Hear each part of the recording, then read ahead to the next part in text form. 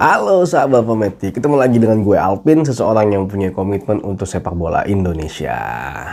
Sebelum gue mulai, kali ini gue mau ngucapin terima kasih banyak yang sebesar-besarnya buat para subscriber. Nggak nyangka gue ternyata subscriber dari channel Fometik sudah nyampe angka 3000 subscriber. Gue nggak nyangka betulan. Dan hal itulah yang membuat gue semakin semangat, semakin serius untuk membuat konten-konten yang bisa gue berikan buat kalian para subscriber. Jadi gue mengupgrade skill dari kemampuan gue mengenai sepak bola ya. Kemarin gue sempat ikut lisensi juga ke pelatihan DPSSI dan makin membanyak baca referensi-referensi yang bisa gue dapat dan mencoba menonton semua pertandingan dari Liga 1 BRI. Jadi terima kasih banyak atas perhatian kalian dan juga supportnya dari kalian. Semoga channel ini bisa makin berkembang. Terima kasih banyak sekali lagi. Yuk kita lanjut lagi.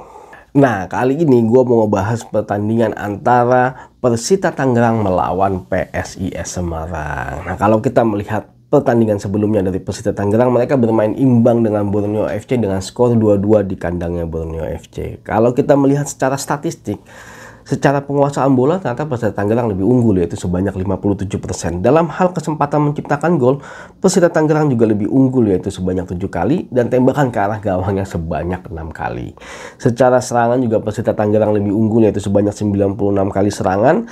Nah, secara serangan berbahaya juga Persita Tangerang lebih unggul sebanyak 51 kali serangan berbahaya. Nah, kalau gua nonton pertandingan ini juga kemarin, gua ngeliatnya memang Persita Tangerang di babak kedua lebih menguasai dibandingkan dengan Borneo FC. Walaupun di babak pertama ya mereka sama-sama lah kalau menurut gue antara Borneo FC dan juga Persita Tangerang, tapi di babak kedua Persita Tangerang performanya berubah drastis. Kalau menurut gue mereka berhasil menguasai permainan walaupun mereka ketinggalan, akhirnya mereka mampu menyamakan kedudukan. Walaupun secara produktivitas mereka sudah mulai membaik, tapi memang itu adalah salah satu faktornya mereka, tapi perlu dipahami juga bahwa lini pertahanan mereka kebobolan sebanyak 2 gol. Padahal menurut gua Persita Tangerang lini pertahanannya sangat solid dan sangat kompak, tapi memang kemarin lini serangnya Borneo FC menurut gua memang ya seperti biasa trio mereka Lili Pali dan juga Terence Puhri dan juga Pato sangat produktif dan itu memang cukup sulit untuk menahan serangan dari mereka. Tapi patut diakui jempol bahwa Persita Tangerang berani keluar ketika mereka bermain away dan mereka berhasil menguasai pertandingan di babak kedua kemarin. Nah, kalau kita melihat pertandingan sebelumnya dari PSIS Semarang, mereka berhasil menang akhirnya melawan Persikabo di kandangnya mereka sendiri dengan skor 3-2. Nah, kalau secara statistik PSIS Semarang unggul dalam hal penguasaan bola sebanyak 50,2%. Padahal sebenarnya biasanya Persikabo selalu unggul dalam hal penguasaan bola ya. Nah, dalam hal kesempatan menciptakan gol juga mereka unggul dari Persikabo, yaitu sebanyak 11 kali dan 5 kalinya mengarah ke arah gawang. Secara serangan PSIS Semarang juga unggul, yaitu sebanyak 93 kali serangan, walaupun nggak beda jauh dengan Persikabo sebanyak 91 kali serangan. Secara serangan berbahaya juga PSIS Semarang lebih unggul, yaitu sebanyak 59 kali serangan berbahaya dan Persikabo sebanyak 51 kali serangan berbahaya. Nah, memang kalau nonton pertandingan ini kemarin nonton sekilas gue ngelihat ya PSIS Semarang sudah terjadi perubahan yang cukup signifikan menurut gue. Lini serang mereka sudah kembali produktif sekali.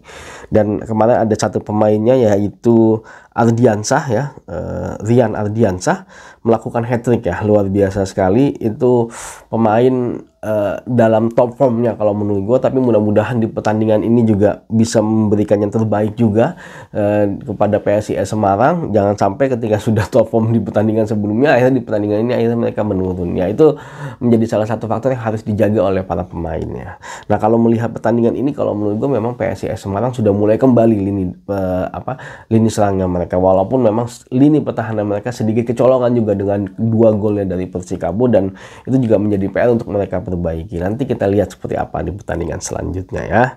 Nah, kalau kita balik lagi ke pertandingan antara Persita melawan PSIS Semarang, mereka sudah 2 kali ketemu.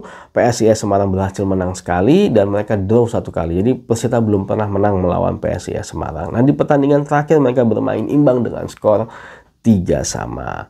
Kalau kita melihat kondisi sampai dengan saat ini, Persita Tangerang saat ini berada di posisi ke-6 klasemen sementara.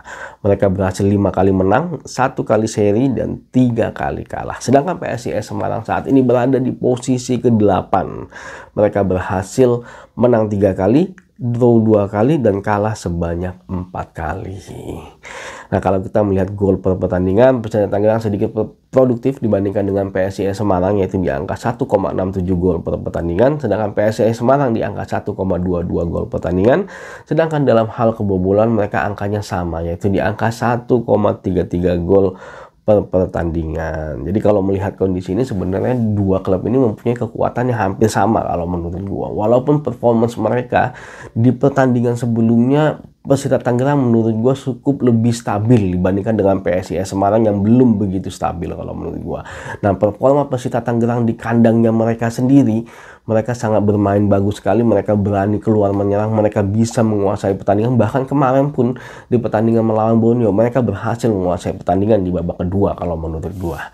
Nah, itu menjadi satu hal poin penting yang menurut gua sangat berhasil yang diterapkan oleh coachnya Vera, aku lupa sih namanya Vera. Pokoknya dia melatih Persipura sebelumnya. Dia sangat berhasil sekali membuat pemain Persita menjadi salah satu klub yang bisa dibilang cukup disegani juga di Liga 1 kalau menurut gua pada saat ini. Dia salah satu pelatih yang berhasil kalau menurut gua. Nah, ini menjadi salah satu poin penting di pertandingan kali ini. Nah, kita lihat seperti apa performanya PSIS Semarang, karena mereka memang masih belum stabil kalau menurut gua. Performa mereka walaupun di pertandingan sebelumnya performa mereka luar biasa sekali. Mereka sudah kembali produktif walaupun memang lini pertahanannya juga sempat kecolongan, kebobolan 2 gol dari Persikabo. Bahkan yang Persikabo biasanya selalu bagus dalam hal penguasaan bola, ternyata PSIS Semarang yang lebih bagus secara penguasaan bola di pertandingan kemarin. Dan ya pemain PSIS Semarang udah lebih pede sih kalau menurut gua untuk menahan bola, nggak sekedar langsung memberikan umpan ke depan mencoba mencari celah. Itu sudah sangat berkembang sekali memang pertandingan kemarin PSIS Semarang kalau menurut gua.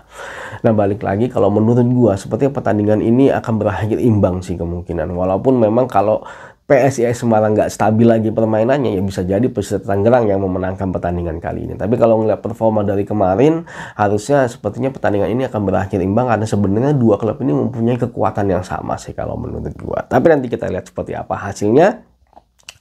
Yang pasti dalam sebuah pertandingan sepak bola banyak sekali faktor yang menentukan hasil dari sebuah pertandingan. Oke, terima kasih sudah nonton video ini. Jangan lupa saksikan terus berita mengenai sepak bola Indonesia di channel ini. Maju sepak bola Indonesia, Indonesia juara.